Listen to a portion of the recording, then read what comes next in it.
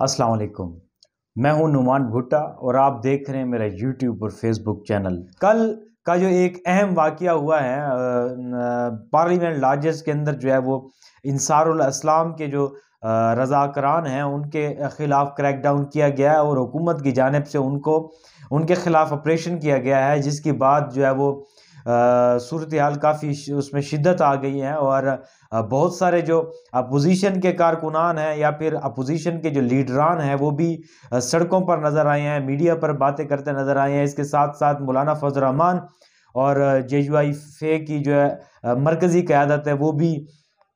Parliament के जो largest के बाहर जो है वो भी मौजूद हो गए। और सबसे जो बड़ी बात थी तो मौलाना फजल रहमान ने जो है वो बहुत ज़्यादा सख्त बयानात जारी किए हैं और उन्होंने अपने कारकुनान को जो है वो मुल्कगीर हड़ताल की जो है वो कॉल दे दी है। उसके बाद उन्होंने कहा कि मैं और मेरे जो दोस्त हैं हम गिरफ्तारी पेश कर रहे हैं, तो जिसकी बहरहाल बहुत ज़्यादा इसको हाईलाइट हुआ है, इसको इशू को उठाया गया है, जिसके बाद जो है वो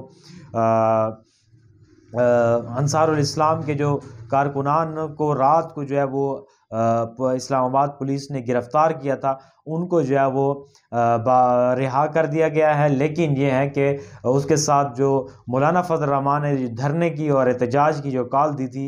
उसके ऊपर भी मौलाना फजल रहमान ने नज़रसानी करते हुए जो है वो कारकुनान को ये तंबीह की है कि वो जलसे जुलूस और एहतजाज जो है वो उनको ख़त्म कर दें। तो सबसे पहले देखना ये है कि इस बात पर ये जो मामला हुआ है इस पर अपोजिशन का क्या मौक़िफ़ है और उसके साथ साथ जो हुकूमत है, हुकूमत जो है वो इसके बारे में उनका क्या मौक़िफ़ है। तो सबसे पहले हम अपोजिशन की बात करें तो अपोजिशन ये कहते हैं कि जनाब ये जो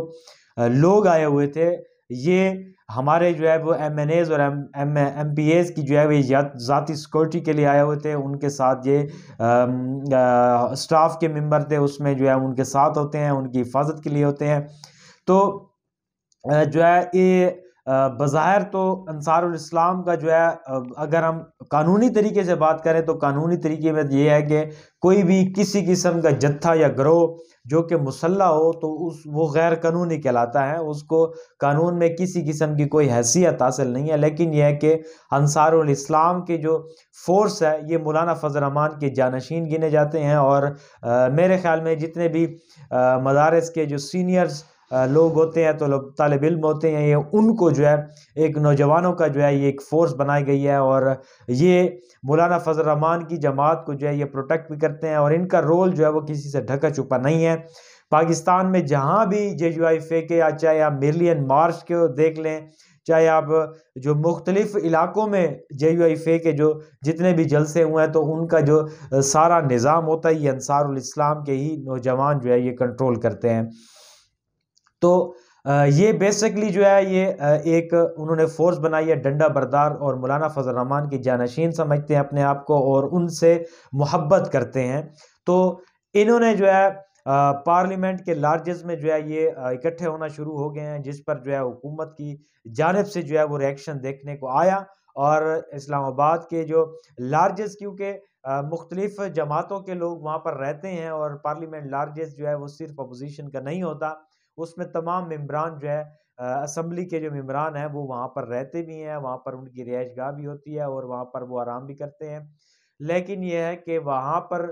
जो आउटसाइडर की कॉल दी गई और कहा गया, मुख्तलिफ लोगों ने शिकायत की कि यहाँ पर आउटसाइडर मौजूद हैं, जिसको बहरहाल जिस तरह पुलिस एक्शन में आई तो पुलिस का ये दावा है और हुकूमत का ये दावा है कि वहाँ पर जो अंसारुल इस्लाम के लोग थे उन्होंने अपने जो यूनिफ़ॉर्म है वो फ़ौरी तौर पर चेंज कर दिए हैं और वहाँ पर रहना शुरू। तो बेसिकली अगर हम माज़ी में देखें तो पाकिस्तान के अंदर जितने भी आप देखें कि सेनेट के इलेक्शन हुए हैं, उसके अलावा जितने भी हैं, तो ये मेरे ख़्याल में ये ज़रूरी नहीं था कि वहाँ पर जो है वो अंसारुल इस्लाम और किसी भी पार्टी के कारकुनान को वहाँ पर जो है वो रहने की इजाज़त हो। चूँकि मुल्क की इस वक़्त जो सूरत-ए-हाल है वो काफ़ी हसास है और यहाँ पर जो है वो एक अनार्की की सूरत पैदा होगी और इस तरह से अगर फ़साद और लड़ाई की तरफ मामला गया तो ज़ाहिर है फिर ये लोग ही आगे उनको प्रोटेक्ट करते। तो बहरहाल इस्लामाबाद पुलिस का जो है यहाँ पर ये मौक़िफ़ था कि हम कानून किसी को हाथ में नहीं लेने देंगे, कानून सबके लिए बराबर है और कानून में ये है कि वहाँ पर आउटसाइडर अलाउड नहीं हैं। तो हुकूमत की शिकायत पर कुछ लोगों ने जो है वहाँ पर क़याम के बाद जो है वो इस्लामाबाद पुलिस एक्शन में आई और वज़ीर दाखिला का बहुत अहम बयान सामने आया। उन्होंने कहा, शेख रशीद ने कहा है कि यहाँ पर जो लोग थे वो अपोजिशन के जो है वो अदम एतमाद की जो तहरीक है उसमें जो है वो उनको प्रोटेक्ट करते हैं और उसके अलावा जो है ये किसी किस्म की भी बदमज़गी की सूरत इनके साथ वाबस्ता हो सकती थी और इनके साथ जो है वो ये सूरत हाल पैदा हो सकती थी। तो हम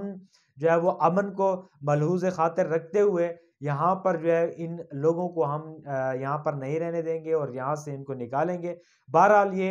एक मामला जो है वो बहुत ही शिद्दत इख्तियार कर गया था। तो अगर हम देखा जाए कि नंबर ऑफ गेम अपोजिशन के जो है वो बराबर अगर हैं तो फिर इस किस्म के जत्थे या इस किस्म की फोर्स जो है उसको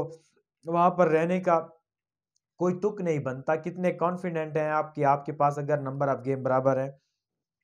इसी के साथ-साथ हुकूमत दावे करती है कि हमारे मेंबरान कहीं नहीं जा रहे, हमारे इत्तेहादी जो हैं वो हमारे साथ हैं। तो अगर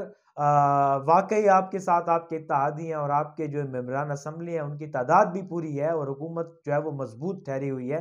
तो फिर आपको मेरे ख़्याल में ये ज़रूरत नहीं है कि आप किसी भी के ऊपर जो है वो इस किस्म के इल्ज़ामात लगाएँ या उसको जो है वो जेलों में डालें या इस किस्म की वो बातें करें। तो ये मामला जो था वो उसमें काफ़ी शिद्दत आई थी, लेकिन ये है कि अब तक की जो सूरत-ए-हाल है उसमें अपोज़िशन और हुकूमत जो है ये दोनों अदम एतमाद के ऊपर जो है ये कॉन्फिडेंस इनको नहीं है और इनको एतमाद नहीं है कि इनके नंबर ऑफ गेम जो है वो बराबर हैं और दोनों ही